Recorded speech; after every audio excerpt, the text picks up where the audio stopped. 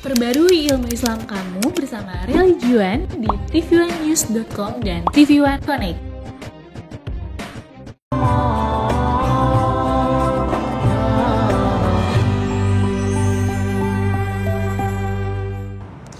Bismillahirrahmanirrahim. Assalamualaikum warahmatullahi wabarakatuh. Alhamdulillah Rabbil Alamin. Alhamdulillahilladzi kana bi'ibadihi khabiran basira. Wa tabarakalladzi ja'ala fis sama'i buruja wa ja'ala fiha sirajan wa qamaran munira. Wa huwa alladzi ja'ala al-layla wan nahara khilfatan liman arada an yadhakkara aw arada syukura.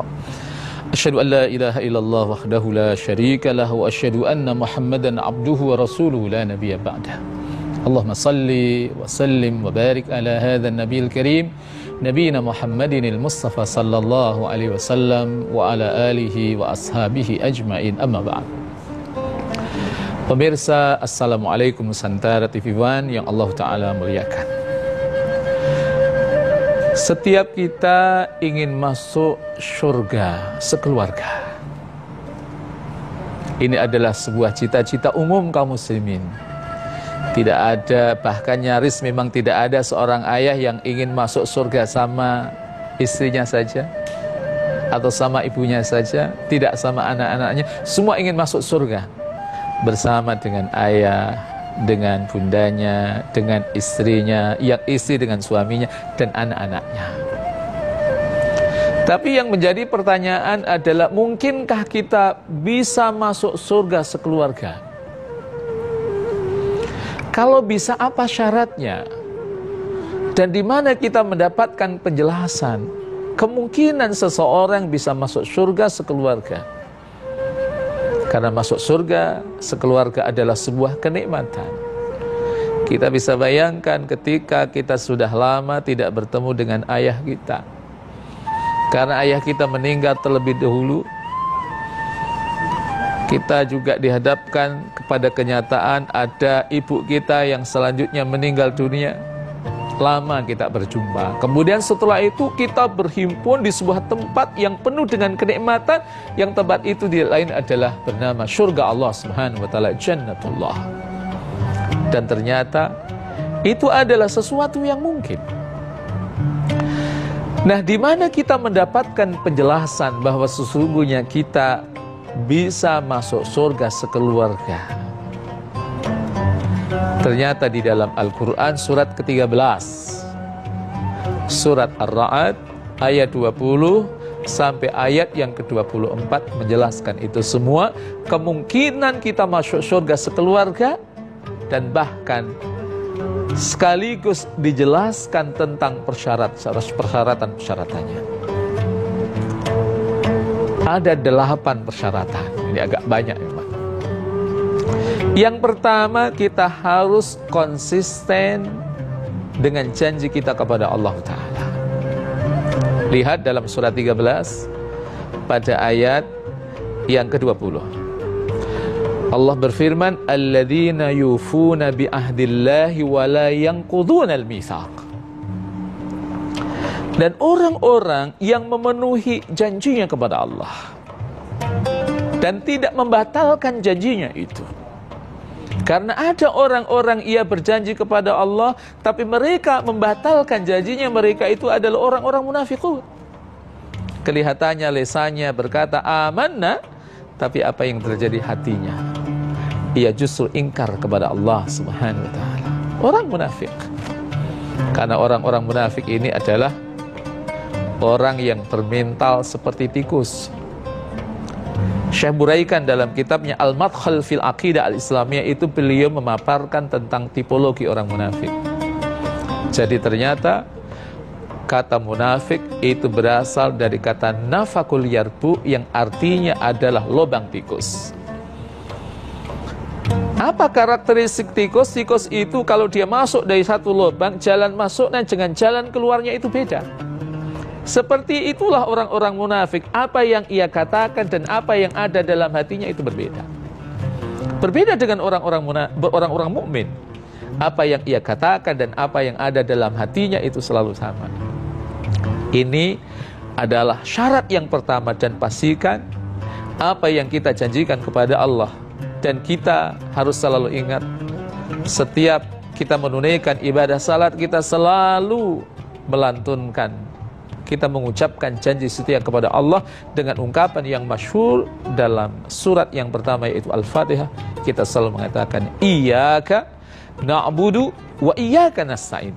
Hanya kepada Engkau na'budu, kami menyembah, wa iyyaka nasta'in, dan hanya kepada Engkau kami memohon pertolongan. Dan pastikan jangan ada di antara kita yang ia menyatakan ikrarnya, sumpah setianya kepada Allah dengan mengatakan iyyaka na'budu, hanya kepada Engkau kami menyembah, hanya kepada Engkau kami mengabdi, tapi justru ia menjadi hamba selain Allah Subhanahu wa taala. Ia menjadi hamba harta, ia menjadi hamba wanita, ia menjadi hamba tahta, ia menjadi hamba cinta. Pastikan ini yang harus kita abaikan. Pastikan kita akan menjadi hamba Allahu Rabbul Alamin. Ini yang pertama. Yang kedua, ketika kita ingin masuk surga bersama dengan keluarga kita, semua elemen keluarga kita, dari ayah, ibu kita, pasangan hidup kita, anak-anak kita, dan cucu-cucu kita, harus menjadi orang-orang yang disebut pada ayat selanjutnya. Alladzina yasiluna ma amarallahu bihi ayyusal. Orang-orang yang menyambung apa yang diperintahkan untuk disambung, yaitu dengan cara melakukan silaturahim. Silaturahim ini kekuatan yang sangat luar biasa. Dia adalah pintu yang menjadikan hamba Allah akan masuk ke dalam surga dengan penuh kedamaian. Dalam hadis yang diriwayatkan oleh Imam Abu Dawud dan Imam Tirmidzi, Rasulullah SAW bersabda, ayyuhan nas, afsus salam wa at'imut ta'am wasilul arham wa sallu bil laili wan nasu niyam tadkhulul jannata bisalam.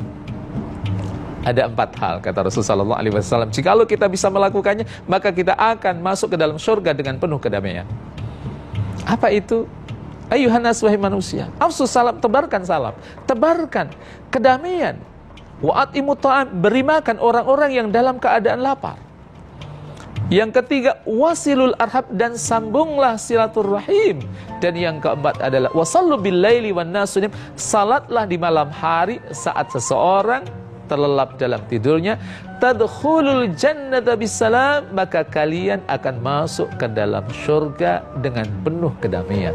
Dan ini adalah sebuah nikmat besar, dan pastikan agar kita masuk surga secara kolektif bersama dengan keluarga kita, maka pastikan kita harus selalu menyambung silaturahim, sambung yang putus. Karena dengan cara seperti itu kita punya peluang besar akan masuk ke dalam surga bersama dengan keluarga kita. Persyaratan yang ketiga dan berikutnya kita akan bahas di segmen berikutnya.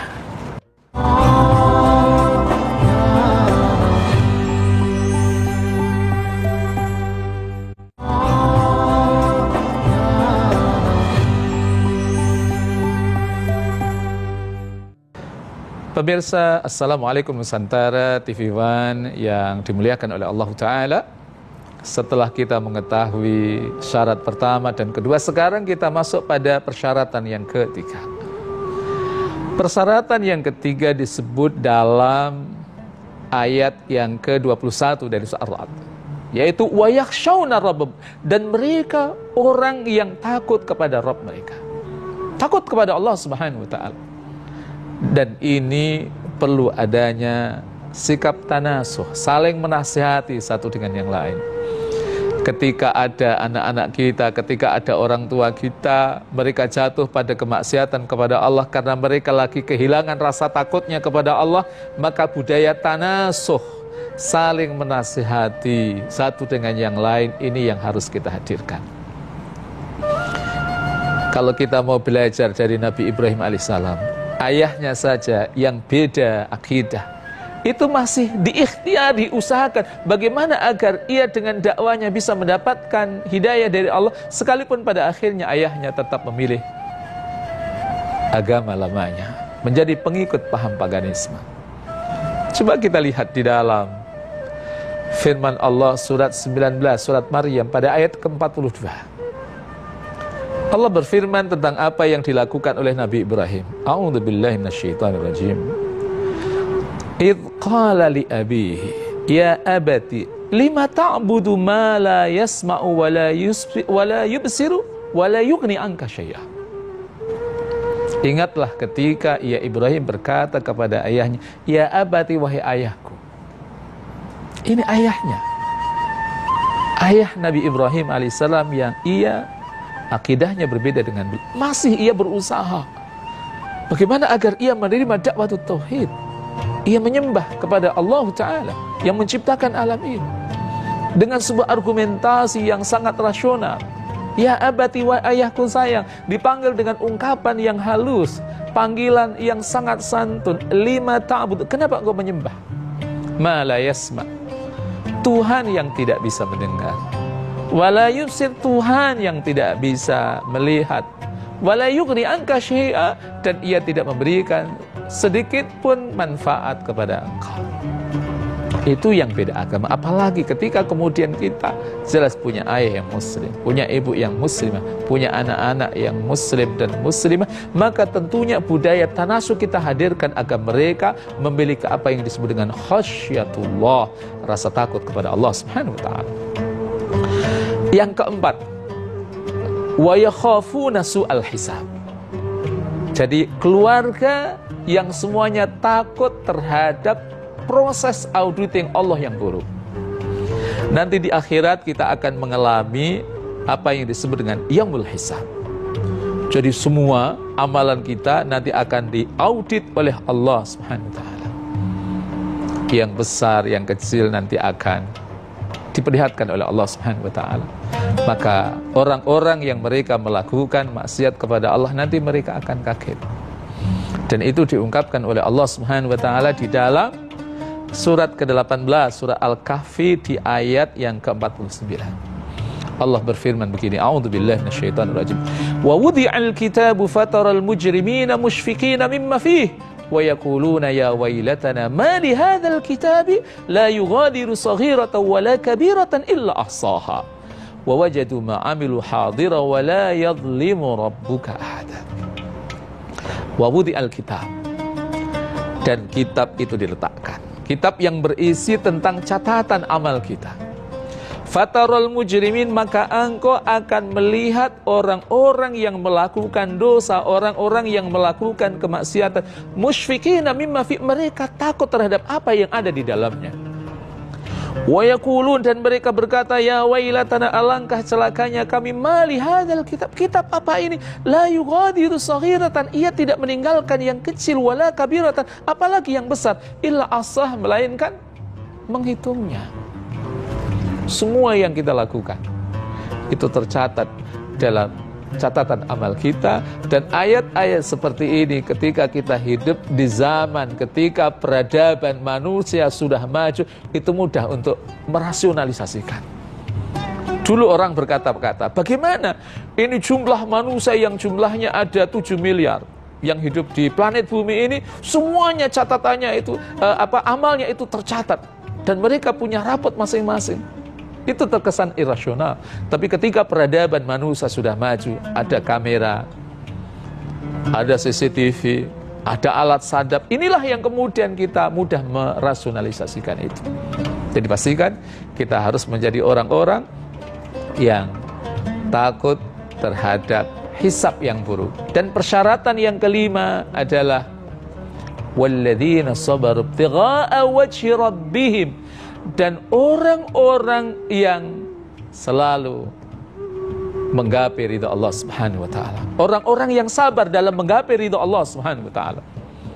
Tapi kita akan dapati menggapai ridha Allah itu bukan perkara yang gampang. Maka Allah meredaksikan ayat itu dengan redaksi walladzina sabar, dan orang-orang yang bersabar.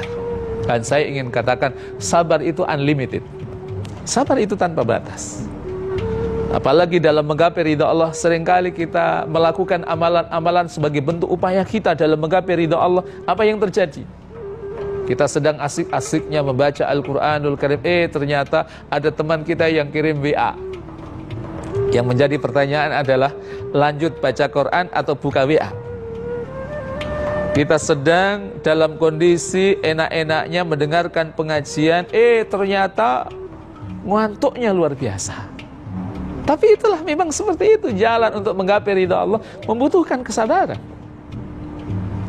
Saat dimana kita misalnya infak agak banyak, tapi apa yang terjadi? Ada teman kita yang miss call dan kemudian kita telepon balik, ternyata pulsa kita habis.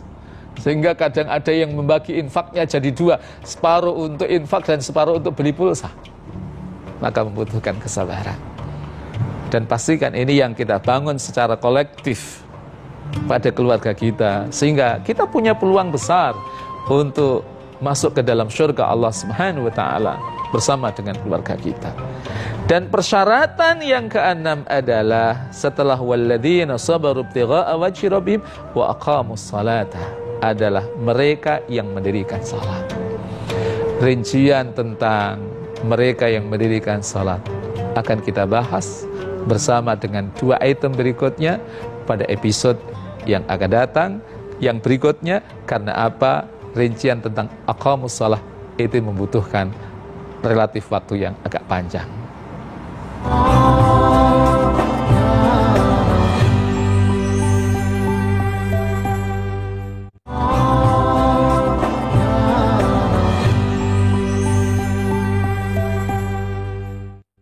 Pemirsa, Assalamualaikum Nusantara TV One yang Allah Ta'ala rahmati. Poin yang keenam atau syarat yang keenam agar kita masuk ke dalam surga bersama dengan keluarga kita, pastikan keluarga kita semua adalah menjadi orang-orang yang mendirikan salat. Kita bisa belajar dari Nabi Ibrahim alaihissalam, betapa beliau adalah Nabi Allah yang sangat perhatian sekali bagaimana agar anak-anaknya menjadi anak-anak yang mendirikan salat. Dalam doa yang sangat masyhur, yang pemirsa banyak yang hafal, yang diabadikan dalam Al-Quranul Karim, yaitu di dalam surat yang ke-14, surat Ibrahim, ayat yang ke-40. Nabi Ibrahim memohon kepada Allah, Rabbi ja'alni muqimas salati wa min dzurriyyati Rabbana wa taqabbal du'a.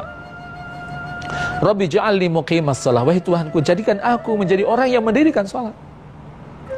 Wa min dzurriyyati, dan juga dari anak keturunanku. Yang menarik dari ayat itu ternyata beliau minta untuk dirinya terlebih dahulu. Apa tujuannya?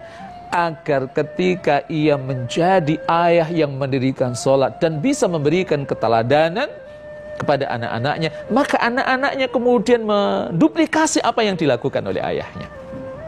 Lalu setelah itu Nabi Ibrahim tahu betul tentang the power of doa, kekuatan doa. Maka dia memohon kepada Allah, Rabbana wa taqabbal du'a, wahai Tuhan kami, terimalah doa kami. Dan doa Nabi Allah adalah mustajab.